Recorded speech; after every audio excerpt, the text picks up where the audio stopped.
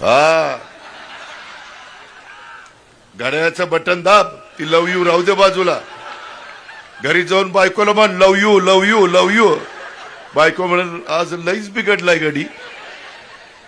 मित्रांनो, मी आपल्याला मध्ये काहीतरी इथं मोठ्या मोठ्या लोकांच्या सभा झाल्या.